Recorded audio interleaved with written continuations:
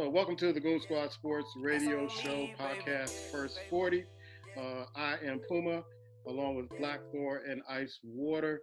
We're going to do the First 40 here on YouTube. Please subscribe to our YouTube channel, the Goon Squad, on YouTube. We've been doing this for a little while. We've been having fun with it, but I want to introduce you to Goon Squad member number one, Black Thor. How you doing, man?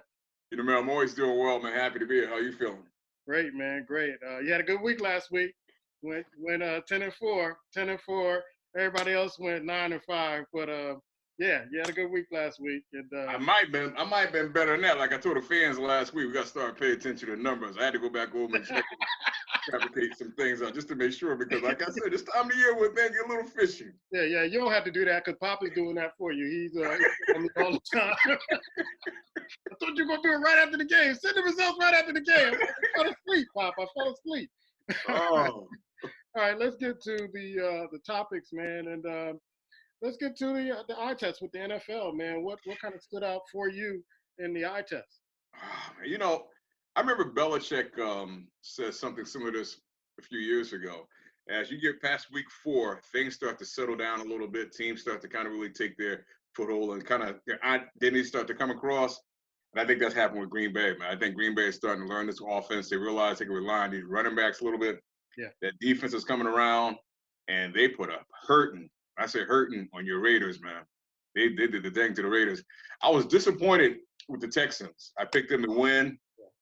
Just when you think they're ready to make that leap, move ahead, they find a way to go out there and stink up on the field. I'm not taking any away from the Colts because the head coach of the Colts is doing a hell of a job. I mean, he has that team ready, prepared. And who thought the quarterback would be playing this well after Andrew Luck retired early part of the season? So the Colts are playing very well.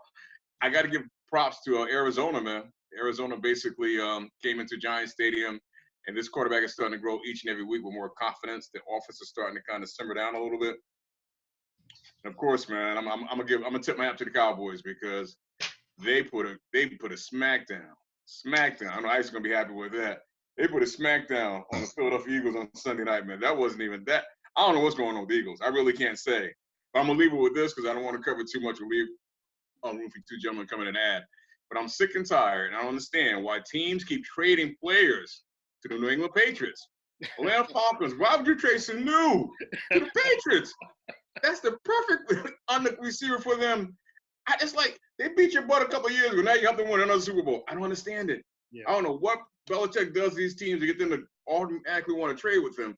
But that trade pissed me off. Just pissed me off, man. But I'll leave it on that. Stop making trades with the Patriots. Everybody, stop. Yeah, I had a chance to watch the soccer games, Liverpool and Manchester City. I was in a pub last week with a good buddy of mine, Phil, and also watching a World Cup of Rugby, which I'm going to be this weekend, 5 o'clock in the morning. Drinking beer at 5 o'clock in the morning could be fun. And having breakfast afterwards. But I got to see the Giants and Arizona. I thought the Giants had a chance there at one particular point. It was raining, but they just couldn't catch the Arizona Cardinals because they just didn't have the defense.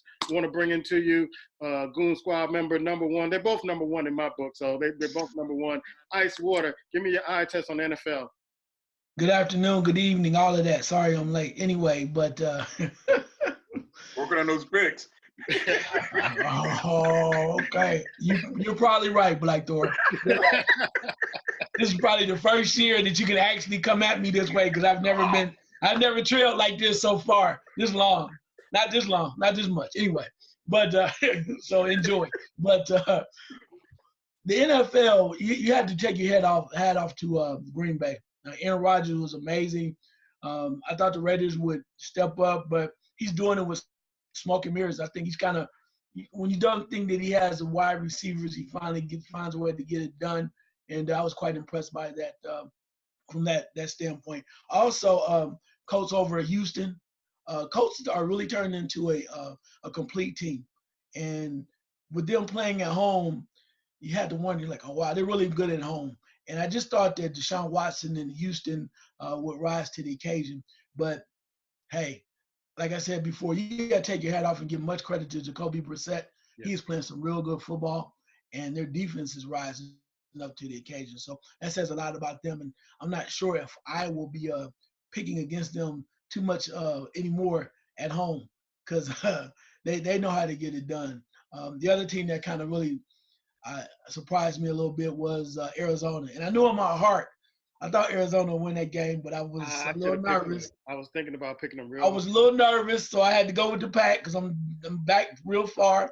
So the Giants end up losing, and I was like, okay, so now I got to get back on my game and do what I need to do so I can catch up, make up ground. Also, too, the Vikings starting to improve. I'll just say this, and I know I could talk about some other things too about the Ravens and whatnot, but I'm just going to leave it here with the Vikings. I guess the good Kirk Cousins showed up again, but truthfully, I will say this, and I'll say it one time only. When Stefon Diggs is actually on the field, and everybody gets out of the way and quit talking about whatever the controversy is, they are a better team. 2 weeks in a row now, at least about 2 weeks in a row, he's shown that he's capable, and they need him. If they want to go to the Super Bowl, whatever they need to work out, you need to put that over to the side. It makes everybody better. It makes Cousins better. It makes Delvin Cook better. Everybody's better when you have that gentleman in the lineup. And even though it was the other wide receiver, he's in there and is pretty good, it's still not the same without Diggs. So if they want to go far in the playoffs, I suggest that they work that whatever that situation is out and move forward. Yeah, thanks. I was surprised with the Seattle-Baltimore game. I thought Seattle had that game, and Lamar Jackson is just proving everybody who said that he couldn't be a quarterback in the NFL wrong.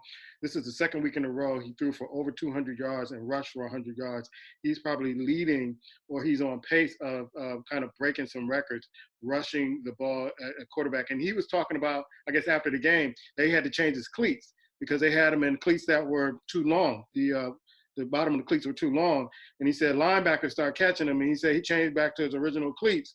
And that's when he started taking off in the game. But I thought Seattle would have something for him.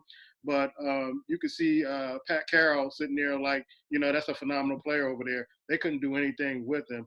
I was really surprised the way Chicago got beat against New Orleans. And Chicago, they were talking all week about Chicago, saying that this is the game they had to have. This is a must-win with Trubisky in.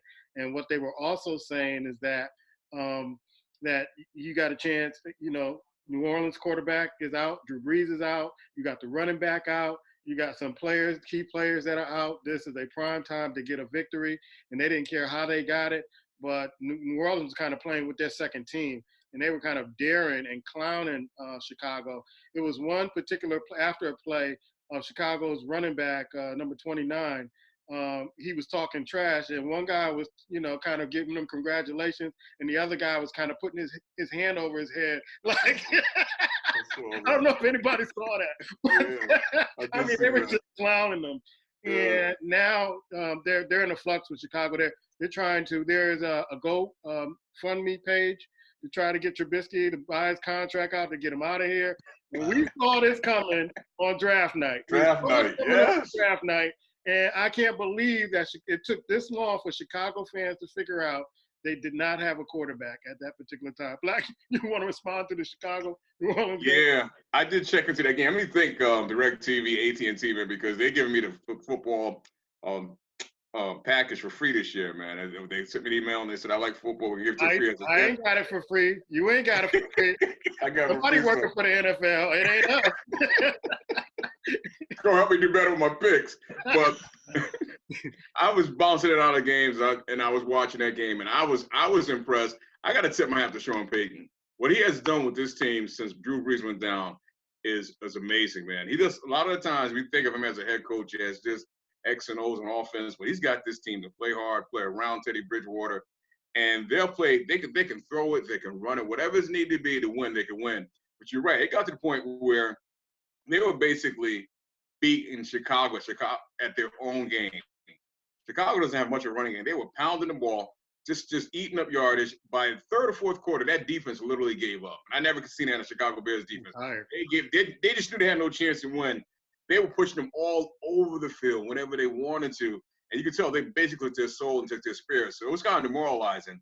And I can't imagine them basically going to get up for more games because you realize that on the opposite end, you don't have a chance to win. That's going to happen over and over again with your defense. They're going to start to lose energy, start to lose the spirit. It's going to be taken away from them. I expect they're going to start to lose more games. At some point, man, they may want to think about trading for another quarterback. I know the trade deadline is kind of close, but try something, man, because you can't finish the rest of the season this guy back there. His passes are less than 5 yards a pass. Come on, bro. You're not beating anybody with that. You're really not. But what they did was they ran the ball only 7 times. They traded away their best running back, Ice, and Howard to Philadelphia, and they threw the ball 50 times. And with Trubisky, you're not going to win throwing the ball 50 times and then trying to run the ball for seven times. What Dallas did was the formula in which they need to play every single game. They were so balanced on passing and running the ball. It was like I was checking the stats during the game in the third quarter. They had at one particular point 26 passes, 26 runs. That's the perfect formula for them. But sometimes, to me, they'll put Dak back there to pass the ball. When they're up like 20 points, they don't need to pass the ball at that particular time. But any other games that stood out for you, Ice? Yeah, I mean, you just mentioned about, I just want to kind of jump back on that Dallas situation. As I said before, I think that Ezekiel Elliott is really key to what they do. And I think sometimes they get away from that from the standpoint of trying to prove that Dak Prescott is one of the elite quarterbacks. And even if he's not the best, it doesn't matter. If you're trying to win, it's a team effort. So it's great that he has these wide receivers, but you never should forget about Zeke. You should never forget about the offensive line. And that allows the defense to not be on the field for so much longer. So for them to have balance is great. And then as you mentioned about Chicago, for them to get rid of their best running back, and then now they're stuck where they need to have Trubisky rise to the occasion and try to save them. In regards to quarterbacks too, you got to think about thinking about Teddy Bridgewater down in New Orleans. I say that's about smoke and mirrors in a way too, because last week Alvin Kamara did not play either. Right. That was major. That was real major, and they still were able to get it done. So imagine if you bring him back, and then the question is, I know they're going to do it regardless of how it goes, but when you bring back Drew Brees and you sit Bridgewater down, this reminds me of when I was a wee tot in Pittsburgh. The Steelers had Terry Bradshaw, and he got injured, and they brought in a gentleman by the name of Jefferson Street Joe Gilliam. If you don't know who that is, Google him, as they say. But he was amazing and did great things for Pittsburgh. But when Bradshaw came back, he came over and took the reins back over. And just to see somebody step into a role, make it happen, and lead the team to victories when the start is out is very impressive to me. Very impressive. Let's switch it up a little bit, Black, and go talk about NCAA football. What was your eye test on NCAA football this past week? I got to start with Michigan, man, because I was watching Michigan Penn State, and I remember they didn't look that good going into halftime. And they came out in halftime. And Harbaugh said that they're going to be a different team. They're going to play better, and they did. They played better, and they almost won that game. And I got to give them credit because you see they have potential to be a real good team. They really do. They shoot themselves in the foot a lot in the first 2 quarters. Every time I watch it, I see that pattern over and over again. They make dumb mistakes in the first 2 quarters, and sometimes they rally back, and sometimes they don't. But I know rumors came out this year. He's thinking about coming back to the NFL. I don't think there's a team in the NFL that's looking to have him back at this point. But I'll say again, he has to beat Ohio State. It's a couple more games coming up. He's got to beat. If they get punished in that game, then I'm not sure what's going to happen. It's interesting when I think about college football. They have to where they can basically review any play. If that's the case, South Carolina got holes this past weekend, man. There was a couple of plays that the refs basically. There was one play on a touchdown. My man was dragging the defender player by his collar, dragging him, and the ref was running and did not see it. Then they reviewed the play because touchdowns are reviewed, and they still don't see it. Then they came down. It was another play when they came down and Florida came down and scored. You had the guy basically screening the guy not to get there. It almost seemed like the fix was in for Florida to win that game. Wow. And I know sometimes you think that about professional football, but you got these players playing out their heart. They're not getting paid. Hate to see games where the refs basically take it out of their hand. But those are 2 I'll comment on. I'll leave the rest for 2 gentlemen to take over. All right, Ice. I saw that Penn State Michigan game, and I'll say this, Black. If Michigan doesn't beat Notre Dame this week, Harbaugh's job is in jeopardy, major jeopardy, and I think he knows that even before Ohio State. But Ice, what did your eye test from NCAA football last week? Yeah, you have to start with Michigan, Penn State. I did watch that game in its entirety, and as I watched it, I was trying to figure out. I really want to see how good Penn State was. I really did, and they kept coming, and they were moving the ball, and they were excited, and they just, even with a young quarterback, they were making things happen. And I thought Michigan would be able to take them on, but even the Penn State defense, it's almost like there was a rally cry to actually win that game. Very tough atmosphere to play in. We make no excuses for that, but it was very tough. And I think it was the kid's name. Is it Bell? The young man's name is Bell, the wide receiver from Michigan, the guy that dropped the ball. I think so. Yeah. So, and if I'm having his name incorrect, excuse me. But to see him crying on the sidelines after the fact that he knew that was the ball game, it shows you how tough it can be out there. And Penn State is surprising me, and I think they are living up to their billing so far. The other game that I looked at and was surprised by, but I think I sent you a note about that too, Puma, is the Illinois victory over Wisconsin. Yeah, that was a big victory. I'll talk about that later. Love it, building that program, baby. Building that program, Black. Yeah. It was really just something that when I saw that, I was like, I kind of smiled because granted, Lovie Smith may never win a championship there or anything like that, may never even sniff the playoffs. But the fact that when you win a game like this, I think it allows them to have some legitimacy. And I think that's what University of Illinois needs. And I'm not sure he's the answer, but they've been struggling for years to find somebody to at least give them something to kind of raise their hat on from that standpoint. And I'm going to say this as I get off here very quickly. One last game is the fact that, Black, you might have to get off of Puma a little bit now. Yeah. Kansas scored a few points. That's wild. They scored 20 against Oklahoma. They scored a few more. I mean, hey. And they actually have a decent quarterback and a running back and a wide receiver. I was like, wow, Kansas? So maybe that's working a little bit. Not sure we're going to just sign the conference over to them, but I was impressed by the way they were able to move the ball. Yeah, I had my fingers on my phone, getting ready to text Black when Kansas getting ready for the upset. But I was very proud of Lovie and what he's doing in Illinois. He's slowly building that program, and he's just taking it in stride. He's like, listen, we're going to keep working. We're going to keep getting better. The wide receiver for Penn State, KJ Hamler, he was brought to my attention from a good buddy of mine in Detroit because they know his family. That guy's going to the next level. He's little, but he could be a possession receiver, but he can get out on that wide and just blow by safeties. And so I'm looking for him on the next level. I saw him last year as a freshman, and he kind of caught my eye. But this year, he seemed to be stepping his game up. And I think he played in a league with the quarterback and said, hey, I want to go play with this quarterback because this is my quarterback at Penn State. So I'm looking forward to seeing that.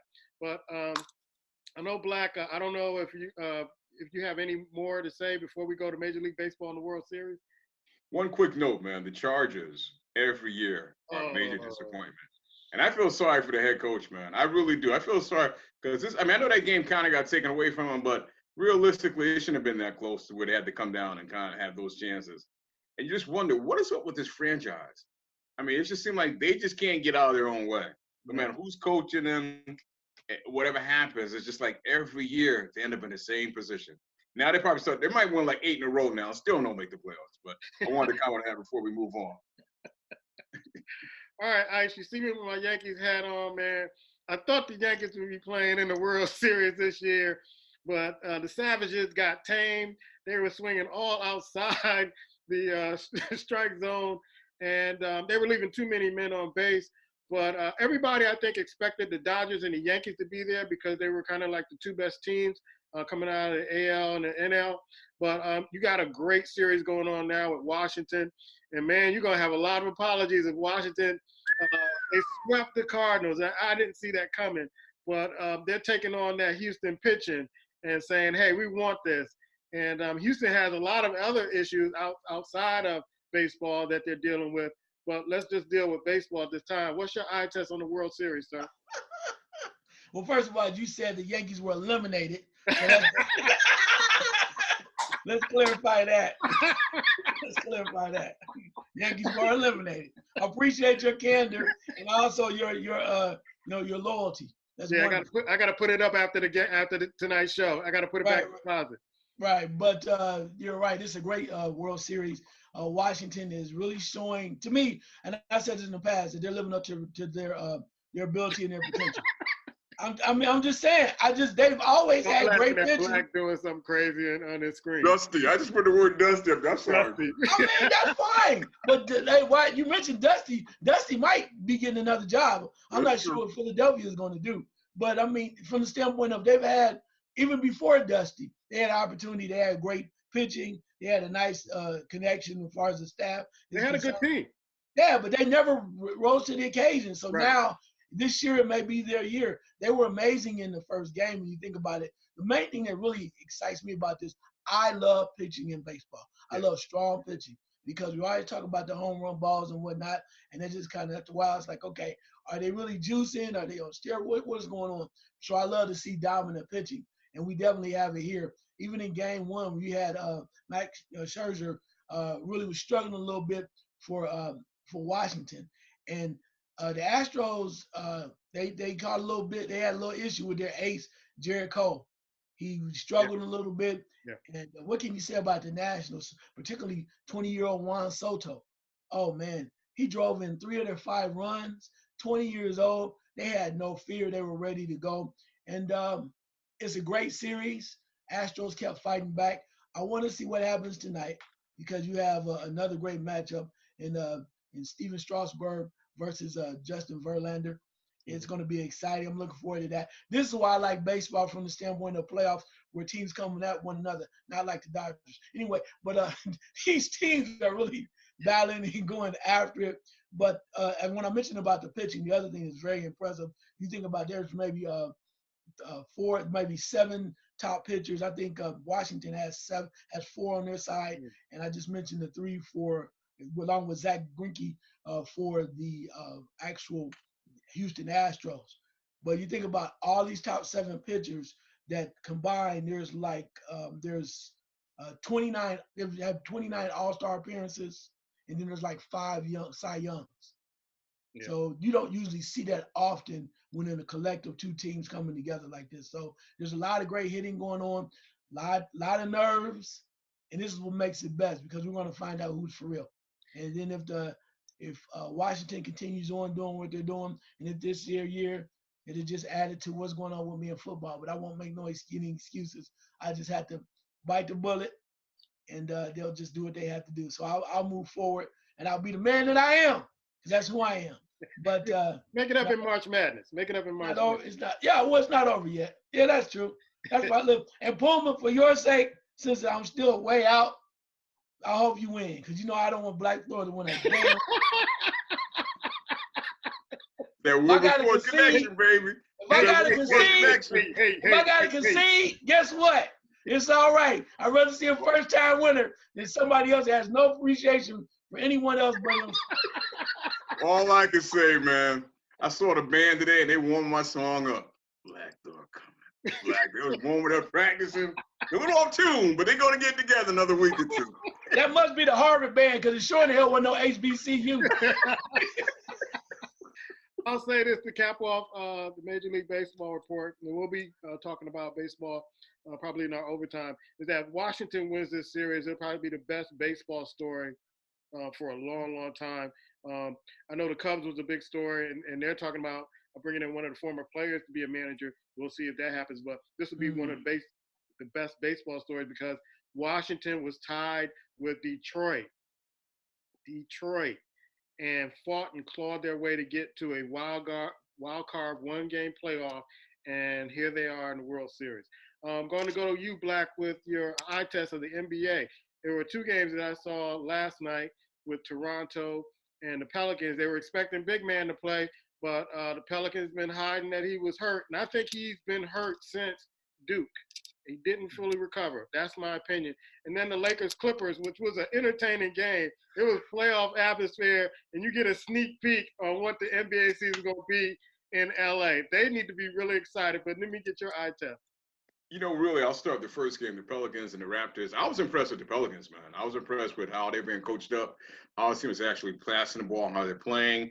I think they have a very good season. As a young team, they might need a little more veteran help if they can pick up somebody, but I was really impressed. Lonzo Ball, his shot is better, totally better. I like his passing. He needed to get a little better, a little stronger on defense, but outside of that, man, I was impressed. I didn't get a chance to see the Lakers game, but I saw the highlights, and I think it's going to be interesting because, I don't want to crown the Clippers just yet, but I think we basically saw what the Clippers are going to be. And they're probably going to get stronger as the season go on. And you think about the player that wasn't there, and when they came back and rock the Lakers, I think it's real interesting. I find it interesting as well that I think LeBron has basically started to take that decline a little bit. I was thinking about this when I was watching highlights and I was looking at things throughout the course of the day. We were talking about it. And I know in the offseason, they're talking about LeBron's going to play point guard. In reality, that's the worst position for him to play. Yeah. At this point in his career, LeBron is not a point guard. He's not going to be fast enough to move off the dribble. It's going to be horrible. And then when you think about it last night, Anthony Davis, 4 points in the fourth quarter. 4 points? Yeah. Bro, you got to do better than that. But here again, he don't want to really go down low. He don't want to bang. But 4 points, it's not going to get it done. I just find it interesting, man. I think the Clippers are on a mission. I think one team has come in for one reason only. They want to take over LA, man. And they're on their way. They're definitely on their way to taking over LA. Ice, you text me and said this reminds you of a 70s NBA basketball game with the Clippers and the Lakers, man. And when I thought about it, I'm like, you're absolutely right. It was a lot of tight defense. The Clippers are playing that 70s defense, and they got some shooters. But I was reading something earlier today about the Lakers. Somebody said, because Dennis Green was hot yesterday, and somebody said, would somebody please give Dennis Green some help with the Lakers? Because he was doing it all yesterday. Yeah. When you look at Danny Green, it's like he had, 28 points, 7 to 9 from three-point land. It was an interesting game. Like I told you, I was super excited. It's almost as if you buy something and then it's better than what you expect it to be. That doesn't happen often. And I was just excited to watch that game. And the way that the Lakers are going to be okay. You saw LeBron step back a little bit. I do agree with the fact that he should not be running the point because they have so many other pieces and other people that can help that it seems as if he and Anthony Davis are alternating who's going to dominate the ball. Yeah. And I think that's wrong. Granted, they can play real well together, but you saw with Danny Green dropping 28, and there's so many other people that can assist too. If they really want to win, they need to have LeBron off the ball.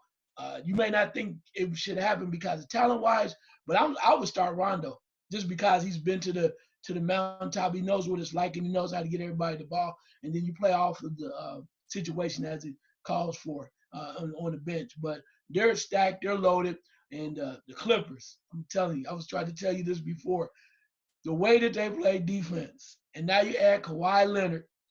Just watching that last night, Kawhi had 30 come up, and you see where Sweet Lou Williams dropped about 26 off the bench. But and they had Harold play real well. They were so connected on D.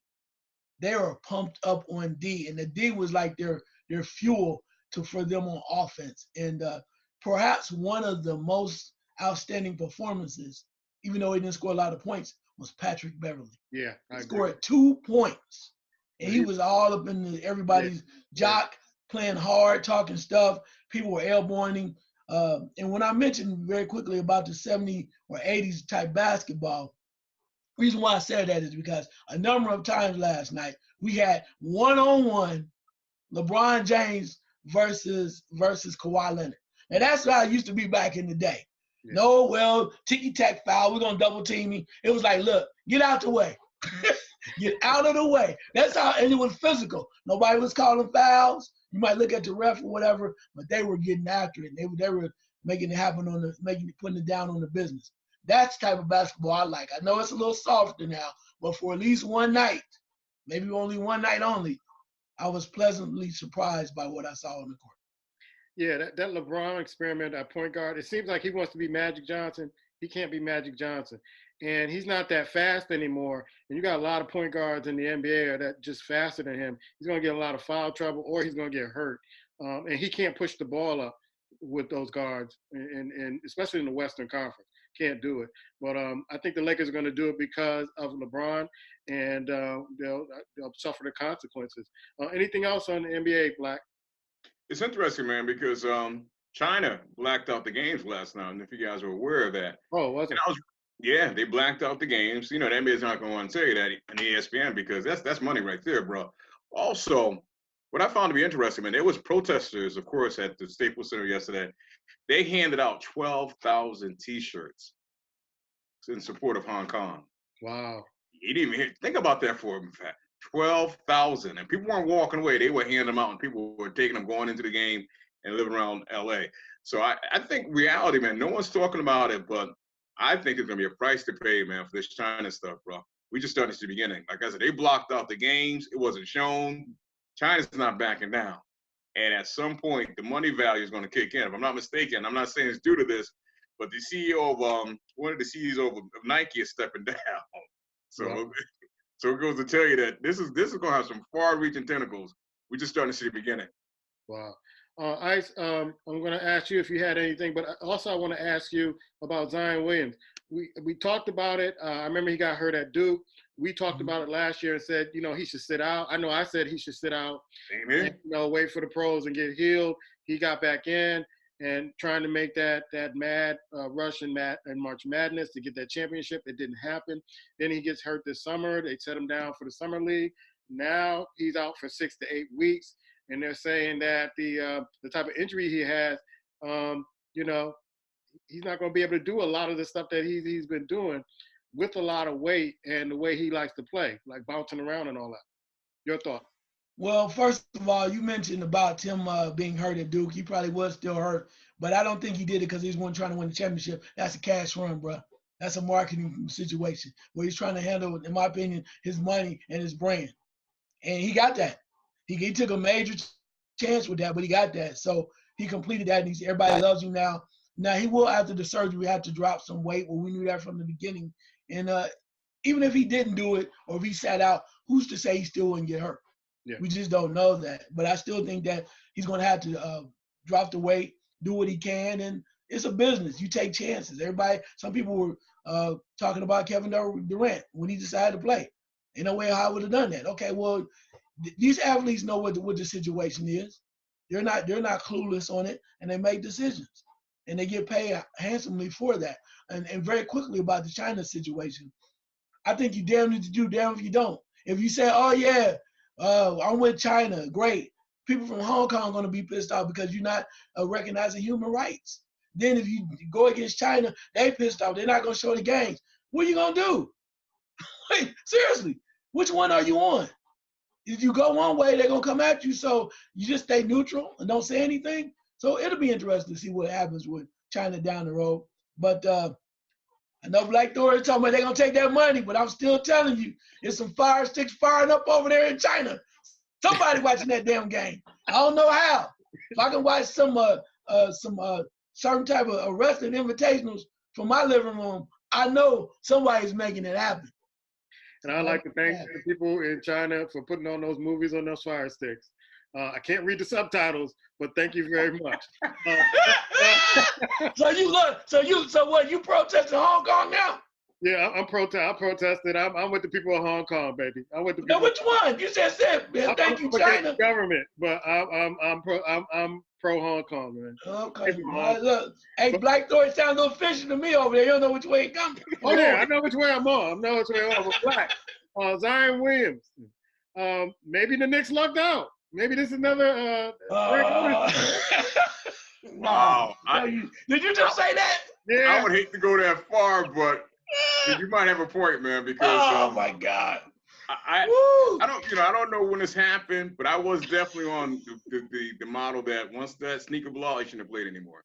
I just thought he should have wrapped it up. He should have done. He did. He played enough, and I don't know what that may contribute because injury can happen, but I feel sorry for him, man, because I think this is going to be a long-lasting thing he deals with throughout his career. and we may never see him at his peak. We just may never see it, bro. I know they're going to lose weight, all that's fine, but the more you start to tweak with him, he lose weight, whatever, his game is going to change. It's going to change, and he's only 20 years old. Yeah. It's not like he's getting this injury at 25, 26, 27. He hasn't even started out the gate yet. He's dealing with this, so it makes you wonder, bro. It really makes you wonder, and I hope that he can recover. He can kind of deliver, but I think it's in a tough situation, man. I think it's in a very tough situation, and I think they want to be quiet about it. But if let's just say hypothetically, he doesn't even get to out of this rookie contract, it's gonna be that's tough. That's tough, bro. Real tough. I hate to kind of think about it, but it scares me. I'm scared. I'm really scared for him. Well, I'm pulling for him. I'm pulling for him because you can see at ESPN, they were forgetting about LeBron and it was all Zion. And I was looking forward to that. I was really looking forward to that. Now we got to look at LeBron again for 6 to 8 weeks. I don't think so, man. LeBron's going to play himself out of that, bro. It might be Kawhi. I don't know. Ice Water, old man Willie passed away. The legendary Oakland Raider cornerback passed away at the age of 78. I remember watching, and I still love those NBA films, and watching him catch the interception and running it back, and that face he was making, that intense face, man. Any words about the legendary Hall of Famer, Willie Brown? Definitely. Top-notch player. Ironic, just a hardcore individual who came up from the bottoms, man, from the standpoint of he was at Grambling. From the standpoint, he went undrafted. A lot of people don't know that. Right. He got cut a couple times, and then he finally made his way onto the Raiders. And he's considered to be known as the godfather of the bump and run defensive coverage. Right. And the reason why people say, "What do you mean by that?" He said when he became a coordinator, he said the factor that he never played quarterback or defensive back in college. He said, but he knew one thing. He said that if you were physically punish or knock the hell out of somebody coming out the line, it would affect the way that they would catch the ball. He just knew that, and that was just who he was. And also, he was one of the major leaders of the Soul Patrol. For people who don't know about the old Raiders football, right. By George Atkinson, Jack Tatum, also Skip Thomas, and Willie Brown, the Soul Patrol, and they all were nasty. The Assassin, you take your pick. That's probably one of the best and most violent defensive secondaries in all of professional football. Right, rest in peace. Any words for Willie Brown? Yeah, man. This cat here played football when football was played, bro. These cats, they played back then. That's when football was played. It wasn't nice. It was super nasty, and he was part of it, man. Like you said, that touchdown. I mean, that interception he ran back. I can always remember seeing that face when they run it. Now it's like every time you see it, it's slower and slower. You can see something you didn't see before. But yeah, like I said, he played it. He played the sport when the sport was actually football, and I always remember him for that. Yeah, it was a story that Ahmad Rashad said a long time ago when he was playing for the Minnesota Vikings, and the Oakland Raiders came to town. And he said they came into this bar. He said everybody got quiet in the bar, and everybody was quiet until the Oakland Raiders were getting ready to leave. And he said that there was a door to get out, and there was a closet next to the door to get out. He said that the Oakland Raiders, when they got out, they all left together, and they all went to the closet, and they all went into the closet. And he said nobody laughed. Nobody laughed. He said they all came out the closet, went out the right door, and he said even when they went out the right door, nobody still didn't laugh. And he said maybe about an hour later, they snickered a little bit, but nobody laughed out loud when those guys came Rest in peace, sir, man. That's when the Raiders were the Raiders to me. That's when you watch the Raiders and you knew you were going to have a game to watch. Those guys played it rough and rugged, and I kind of miss that type of football. So Google it if you are too young to remember the old Raiders. Google how they played and some of the characters that used to play on the team. They used to take all the misfits from any other team and make it work and win championships and give the Pittsburgh Steelers and anybody in the AFC fits. You talk about that bump and run. I saw that with the New England and the Jets game. They went to a zero. They went to a zero zone where they didn't play any safeties and they just went up and just played the Jets like you can't beat us. And I haven't seen that in a long time where they didn't put a team hasn't put a safety in the back unless it's the end of the game and they know that the game is gone. But I've seen that. We got less than a minute to go. We're going to go into our overtime. I'm still leading, and we'll get our picks. We'll play some music. We'll talk. We'll even have some folks calling in. I got some folks calling in. Hopefully, Southside Al call in and explain his prediction of Jets and Chicago Bears winning this weekend. I thought he was done for 3 weeks. You said he's on the 3-week hiatus. We'll see. We'll see. We'll catch you. Look, you getting soft on us, Puma.